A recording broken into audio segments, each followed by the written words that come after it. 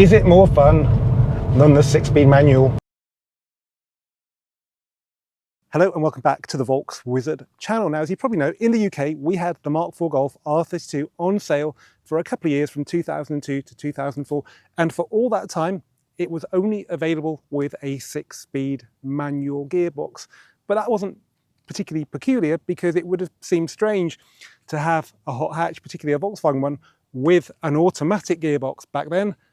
But guess what? If you ordered your R32 in a number of left-hand drive markets, including Germany, you could have had it with the then space age 6-speed dual clutch DSG flappy paddle automatic gearbox.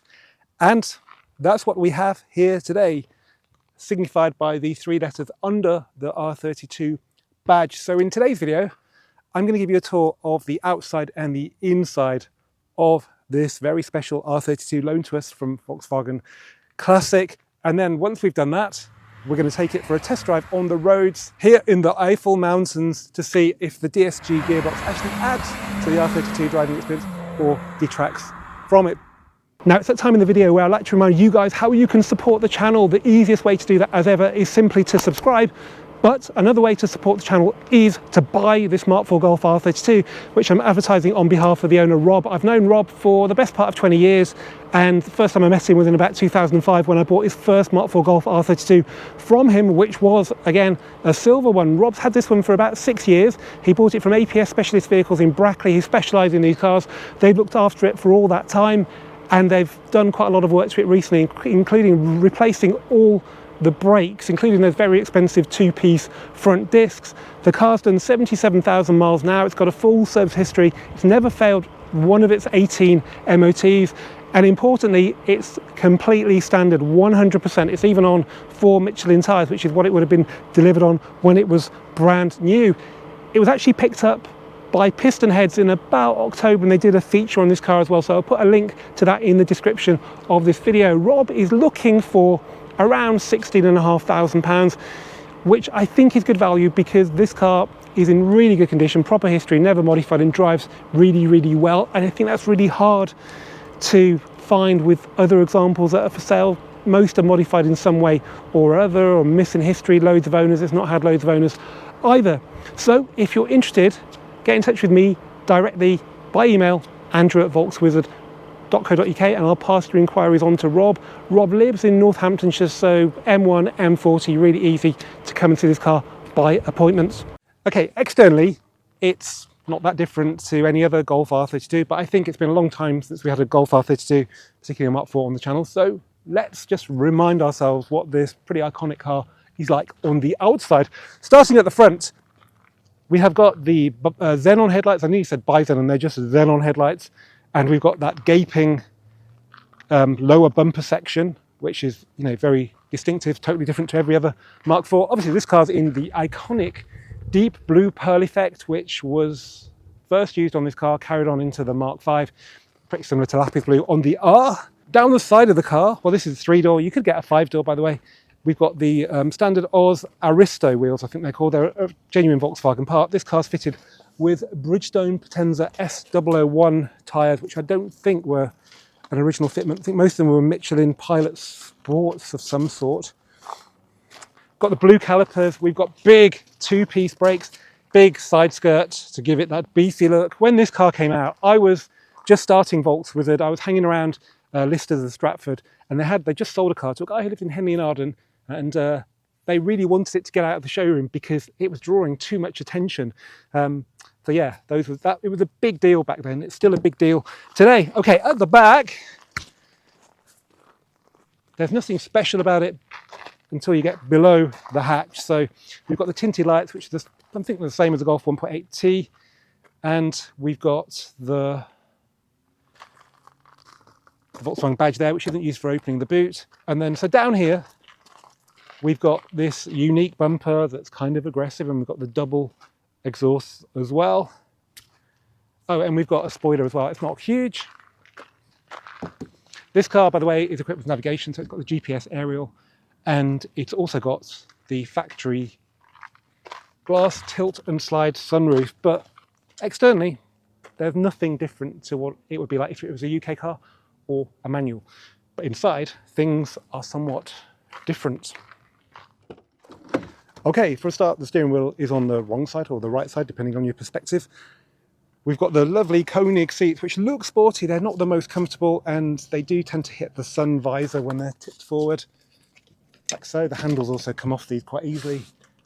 But yeah, they're pretty cool. But yeah, you can see the heat seating elements in there as well. This car's done 30,000 kilometers. They like to use their cars at Volkswagen Classic.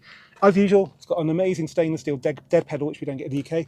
Original R32 mats. Sill protection, which has vanished off later Golfs, which is really important, R32 branded.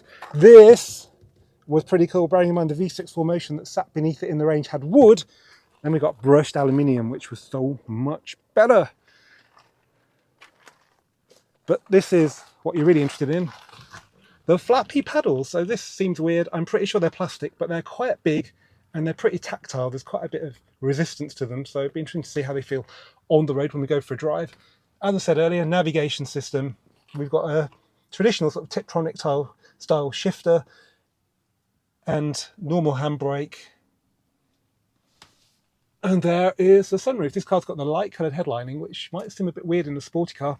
What I noticed earlier was this dash top seems completely different to the ones in the UK cars. So we had this plastic all the way to the windscreen.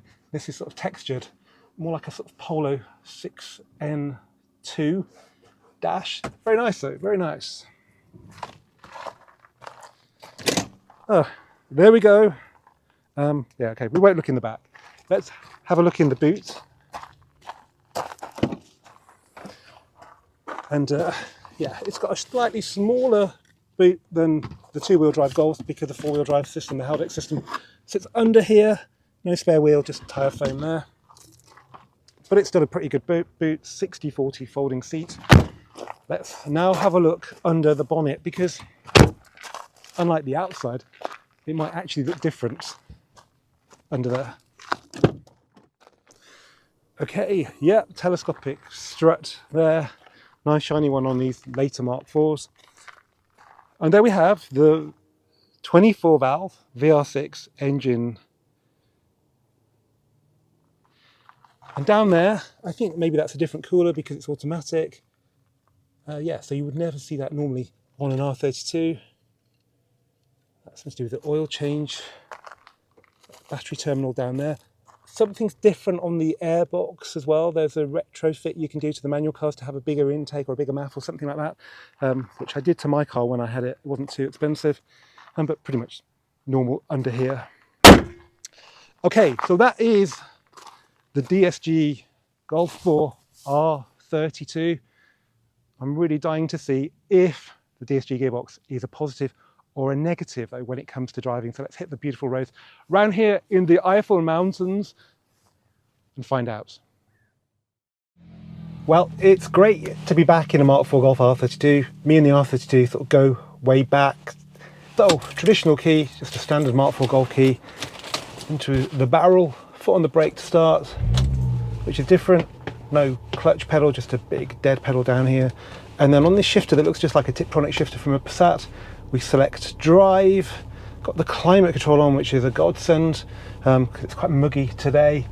Nice matte aluminium everywhere. The seat actually seems to fit me quite well today, but maybe I could have been a bit lower.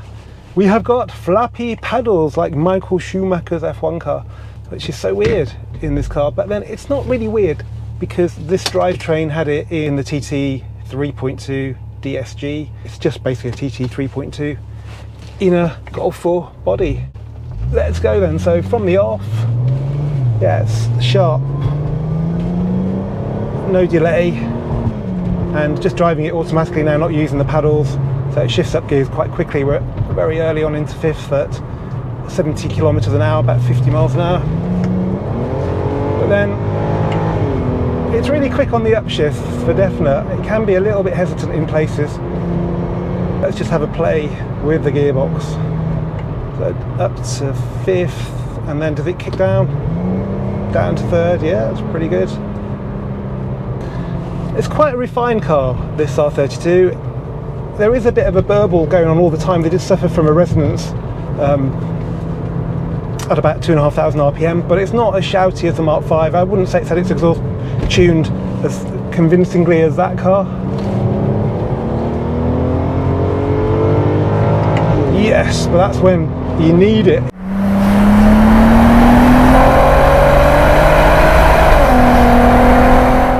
It does extract more power from the R32, which isn't the fastest car really, with just 240 horsepower. And weirdly, this car feels quite soft out here on the smooth roads of Germany. Back in the UK, on a typical B road, we'll be bumping all over the place, but it feels great. The steering, I don't know, it's not very feelsome at all. It's got quite a bit of weight to it that doesn't really translate into communication, but it's all right. And we've got pretty big brakes, 2Ps, so a bit smaller than the ones on the B5 RS4, but the same principle. I think the first time a Golf had 2-piece brakes, and it didn't actually have them again for quite a long time. On this bit of road, we have what is very similar to like an Alpine pass, but here in the Eifel Mountains. Some really good hairpin bends, and this is where you want to keep your hand on the steering and not be messing around with a gear stick. So yeah, let's see. Okay, so the Meriva is catching us up, so that's first gear. That was automatic, that was not paddle shifting, fully auto. Right, let's see if we can nail these corners in this car. It's a bit front heavy being a Mk4 R32. It's four-wheel drive, but you'd never really know it unless you're talking about traction off the line. So it gave me the second gear then, fine. And then it hands right around, can't really get the back to help you around, but it does pick up all right once you've got around the apex.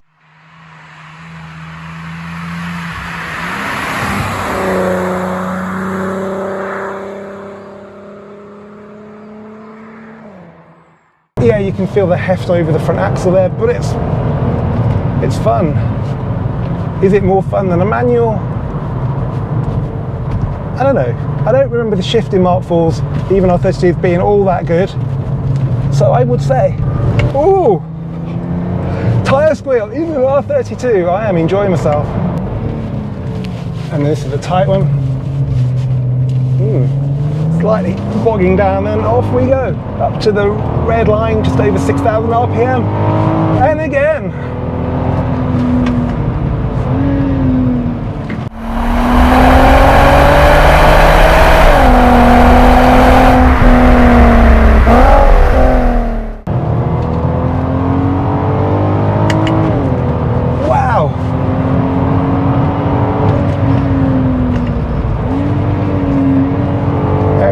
Weight transfer happening on the front axle, quite a bit of roll.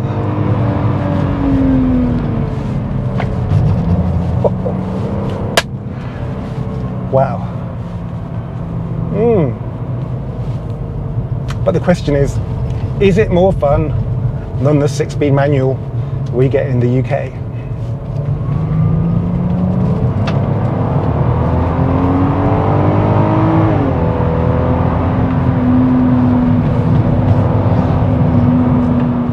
Well, just to be sure, I'm going to give you the correct answer. I've borrowed this 6-speed manual Mk4 Golf R32, and after quite a long test drive, I'm pleased to report it's at least as much fun to drive as the DSG version. For a start, the clutch isn't heavy, it's lovely and light, unlike some older performance cars, and the shift, while not as precise as in later performance Volkswagens, it's still very good, and it's got a lovely short throw, which you don't get in any other Mk4 Golf.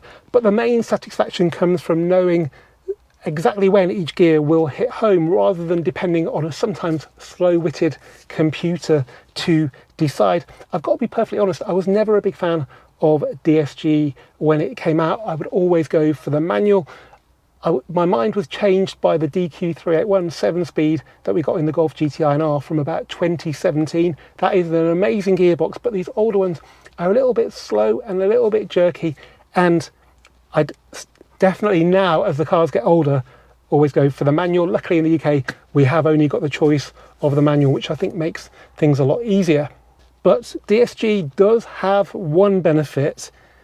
The R32 can feel quite slow, particularly now we're used to the turbocharged thrust of the EA888 engines from Golf GTIs and Golf Rs. And DSG, because it will change gear probably more often than you would, makes the R32 feel that little bit faster, which is no bad thing. But speed isn't everything, and that narrow angle VR6 engine, whichever gearbox it's bolted to, has got something a Golf R will never have, and that is a spine-tingling soundtrack and oodles and oodles of charisma and soul. In fact, I've enjoyed driving these R32 so much, I really don't know why I don't own one. I might have to change that one day very soon. As mentioned earlier in the video though, if you feel the same way and you want to buy this exact car, then get in touch with me, Andrew at volkswizard.co.uk. As ever guys, thank you for watching this Volkswizard video. Keep subscribing, keep commenting, and I'll see you for the next one very soon.